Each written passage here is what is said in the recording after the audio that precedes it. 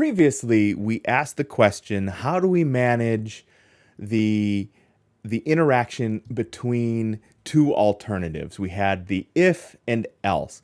If, even, else, odd. There are two outcomes, and only two outcomes, that we can account for there. That works some of the time, but to the chagrin of the developer, alas, a user has in a lot of instances, just a sea of ability to be able to enter data. When we are looking at files, there's a sea of alternatives that we could get for the input that we're looking for.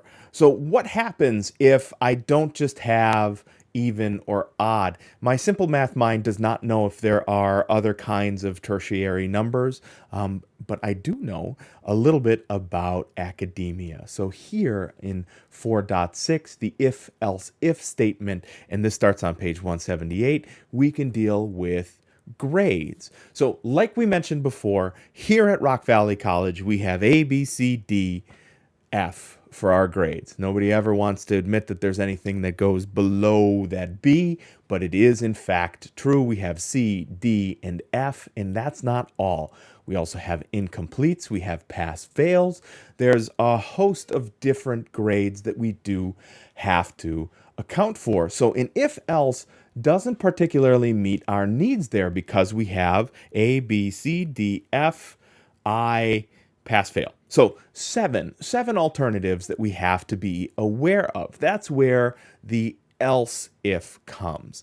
The else if is a keyword that indicates to C++ that here are multiple conditions that we have to check for. So we check for one expression. If that's false, we go to the next expression. If that's false, we go to the next expression. And we keep going down through our else ifs, our sets of expressions, until we find something that is true. Once we find something that's true, we can leave that set of logic. Now, I'm just going to scroll down here and show you the structure of an if-else statement, and I will tell you that we will see at the end of chapter code samples. We'll walk through this exact piece of code. So I don't want to repeat myself a ton right here, but what I'll tell you is we are looking at evaluating our scores. 90 and above for A, 80 and above for B, 70 and above for C, and so on and so forth. So once the user enters a number, I'm going to say 91 here.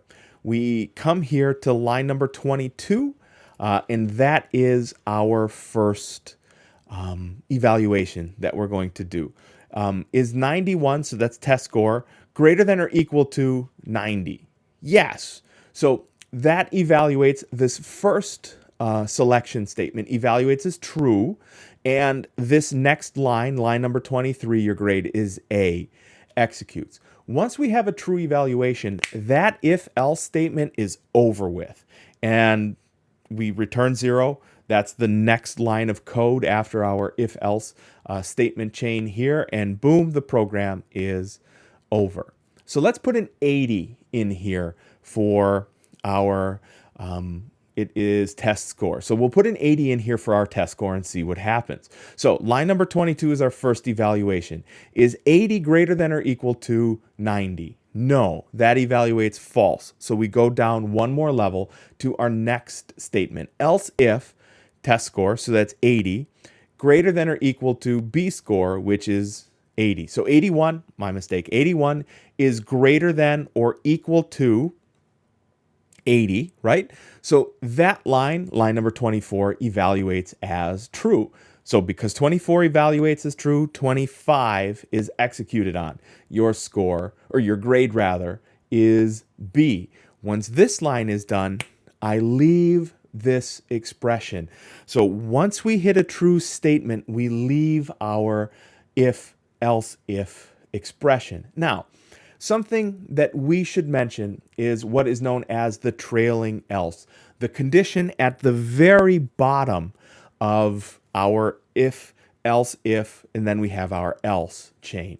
the condition at the bottom should account for everything else. So you'll see if I enter a 15 here, we still have that same egregiously low score of 15 from before. I've entered in my 15, line number 22, false, 24, false, 26, false, 28, false. Everything else gets an F, right? So that is our catch-all statement. I don't have to check every 10 points after the D score, right? So if you get lower than a D, it's always an F. So that else statement catches every other score and simply says, nah, that's an F. So this gives us an ability, the if, else chain gives us the ability to check for a wider array of conditions and act upon those. One quick note before you go through here, the same rules that apply in 4.2 and 3 and 4 apply here as well, that I really do suggest not doing like you see here. This is on page 179, not doing like you see here. And just because we have one line of logic that follows each one of these if or each one of these else if statements, do yourself a favor, make a statement block there. It's good practice because it will rescue you later on from making mistakes when you want to go back and add logic and happen to forget about, I didn't put these in a statement block. Really, Replit does this, Xcode does this, Visual Studio Community does this, Visual Studio Code does this, Atom does this, Brackets does this, every editor, Sublime Text, every editor I've used that's worth anything, NetBeans, Eclipse, Ancient, usable, code editors and IDEs do this, is when I make my opening curly brace, it automatically adds my closing one. So it's not like it costs you, the developer, a ton of time. Invest in those statement blocks. Those will rescue you at some point, and that point's coming up pretty quickly here.